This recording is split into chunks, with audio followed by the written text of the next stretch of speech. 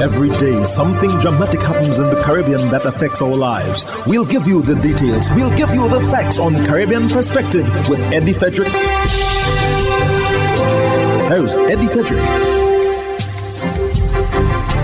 So glad you can join us. Strong economic recovery predicted for Trinidad and Tobago by the IMF. This story takes the lead in today's edition of Caribbean Perspective for Tuesday, 23rd November 2021. Details when we return. Conveniently located in the Grand Shopping Centre, for over 40 years, Food Fair has provided quality service at affordable prices. Now, grocery shopping is made easier and more convenient from the Food Fair web store. Hey, babe. Listen, I need you to go down to Food Fair to get some groceries. All right, no problem. Right away. Thanks, babe. What are you doing? You're supposed to be going Food Fair to get a grocery, man. I am, but didn't you know you can order your groceries online from the Food Fair web store? Are you serious? Of course. All you have to do is just to log on to www.foodfair.gd with credit card in hand, and with an order of $100 or more, Food Fair Grandans will deliver up to 3 miles away. And you don't even have to worry about your information, you know. Their safety measures are excellent. So hold on. You just order online and Food Fair will deliver to you? Yep. Oh, baby, better hurry up and order, man. I already did. They should be here any minute now. Enjoy easy online shopping anytime from your home or office from the Food Fair web store. Food Fair, where you can fill your baskets without emptying your pockets.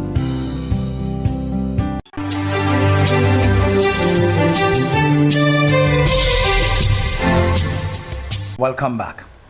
The International Monetary Fund, IMF, on Friday predicted a strong economic recovery for Trinidad and Tobago, projecting that real gross domestic growth is expected at 5.7% in 2022.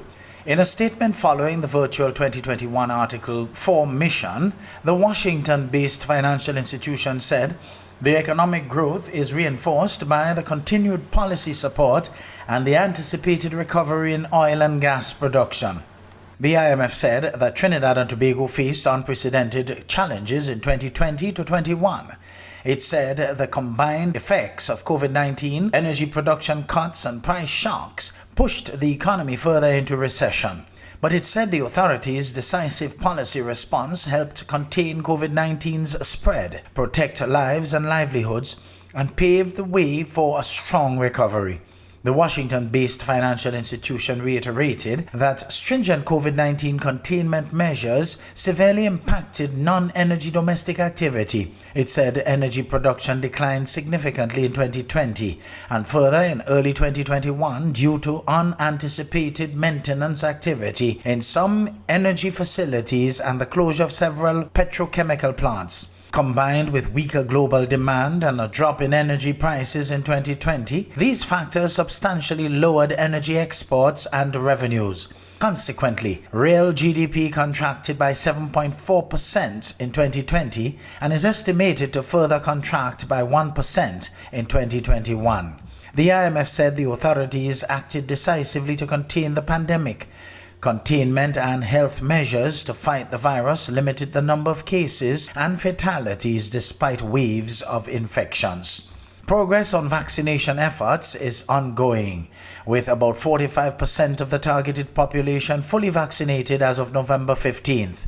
Moreover, the government introduced a fiscal policy package of about 4% of GDP to help the most vulnerable, employment and firms, while the Central Bank of Trinidad and Tobago, CBTT, eased monetary and financial sector policies to ensure adequate liquidity and preserve financial stability.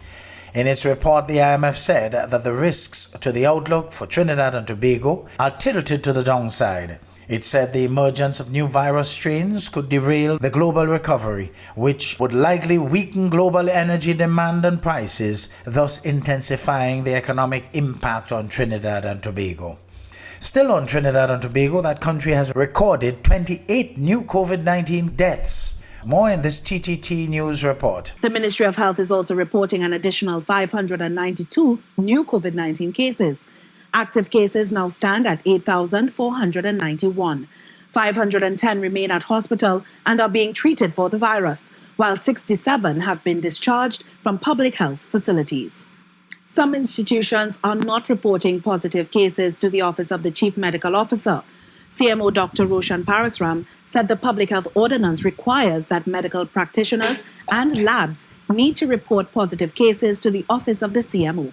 Under Regulation 13, just to quote a sentence, a paragraph from Regulation 13, provides that where a private medical lab or a medical practitioner does such testing on a person or a medical practitioner refers a person for such testing, the result of such a positive result should be referred to the Office of the Chief Medical Officer and the Regional Health Authority. The hurricane season is now upon us, so we as Caribbean people need to remember to think safety and be prepared. Avoid venturing outside during a storm or hurricane, especially if there are strong winds. Rooftops and other debris are often blown about and can cause great damage.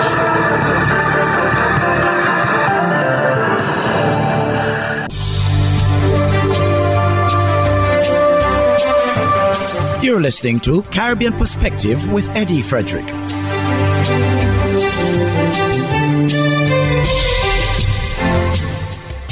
Antigua and Barbuda's Prime Minister provides mandate changes. Ragib Aparicio of ABS News reports. Let me make it abundantly clear that my cabinet is a compassionate cabinet. My government is a compassionate government, and it always be a compassionate government because at the end of the day, we are people-centered. Prime Minister Honorable Gaston Brown speaking on his weekly radio program on Point FM Saturday. He says the approaching Yuletide season also played a role in Cabinet's decision to ease some COVID-19 vaccine mandates. We want to make sure that everyone has a check going into Christmas. We want every single person, every family to enjoy a good Christmas. We want to go into 2022 as a harmonious nation with all hands on deck in order to facilitate a strong recovery. As the country prepares for what the Prime Minister says will be a year of economic revival in 2022, the government will cover COVID-19 testing costs for unvaccinated public sector employees until December 31. Unvaccinated public sector workers are required to provide a negative COVID-19 test twice monthly. Thereafter, they'll be required to pay for their own testing costs. And one of the reasons why we decided to cover the costs of the tests for public sector workers, those who are out of work, they may not have the monies to go to a doctor to pay $150 or $200 to get tested. Meanwhile, Prime Minister Brown says the vaccine mandate for eligible students was not intended to be permanent, but it has served its purpose in encouraging vaccination. There are some, I shouldn't say however, but there are some specific schools, especially public schools, that are below the 80% vaccination threshold to achieve herd immunity. So we have agreed with health officials that measures will be put in place or instituted to get herd immunity in those schools as soon as possible. He adds the government will also bear the cost of COVID-19 testing for unvaccinated students. Rakib Aparicio reporting for ABS News. One children's rights activist in Barbados is voicing concern that some parents may be hindering their children from receiving the COVID-19 vaccine. Details in this Barbados Today news item. UNICEF Children's Champion Faith Marshall Harris says it is important for children to get the vaccine so they can resume regular activities. She made the comments while speaking to the media at the National Botanical Gardens on the weekend to commemorate World Children's Day. The biggest concern I have for them, really, is the fact that their childhood has been stalled by COVID-19. I think that's the biggest problem in terms of not just education, basically, but their ability to interact with their peers and really to have a complete and fulfilling childhood has been stymied by all that we've had to do in terms of COVID-19. So my biggest concern for them is that we must get the country safe enough for them to be able to go into school, be in the playground, meet with each other. And we can only make it safe for all of us by getting vaccinated. And that is my big message, because that's the only way that they can have a life. The Attorney General's office in the Bahamas to review domestic violence laws. More in this Eyewitness News report. Topping news tonight, the Attorney General's office is currently reviewing the law as it relates to domestic violence and abuse with a view of either adding to it or strengthening it. This according to Press Secretary Clint Watson. During a press conference at the office of the Prime Minister, Watson also said the conversation on opening a women's shelter has been started with the Social Services Minister and his state minister. His comments follow the tragic death of 4-year-old baby Bella, and days after a video went viral showing a woman being beaten in the street with a baby in her hand minutes before she was intentionally hit with a car. The incident reignited the conversation on safe houses for abused women. Watson says government is in agreement that more needs to be done to protect the country's women and their children. The Minister of Social Services and his Minister of State have talked about it. And that's a good example, again, of national issues and people shaping the conversation. As tragic as the events have been that we've heard, it's caused an outcry among the people and is forcing government to now consider and take a look at these things. And that's what I'm talking. I'm not saying let's wait for an event to happen, because Lord knows we don't want it to happen. But there has to be an outcry of the issue that will drive the conversation, and that has driven this conversation. And there are talks in the works. Even the Attorney General says he's reviewing these laws in the books regarding domestic abuse and violence and so forth, to see whether there is any room for strengthening or reforming. But the conversation is being had at the government level, yes. Conveniently located in the Grandand Shopping Center, for over 40 years, Food Fair has provided quality service at affordable prices. Now, grocery shopping is made easier and more convenient from the Food Fair web store. Hey, babe. Listen, I need you to go down to Food Fair to get some groceries. All right, no problem. Right away. Thanks, babe. What are you doing? You're supposed to be going Food Fair to get a grocery, man. I am, but didn't you know you can order your groceries online from the Food Fair web store? Are you serious? Of course.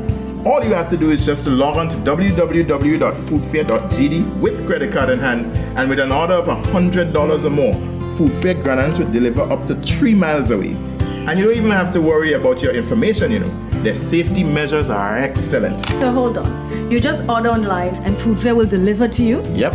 Oh, baby, better hurry up and order, man. I already did. They should be here any minute now. Enjoy easy online shopping anytime from your home or office from the Food Fair web store. Food Fair, where you can fill your baskets without emptying your pockets.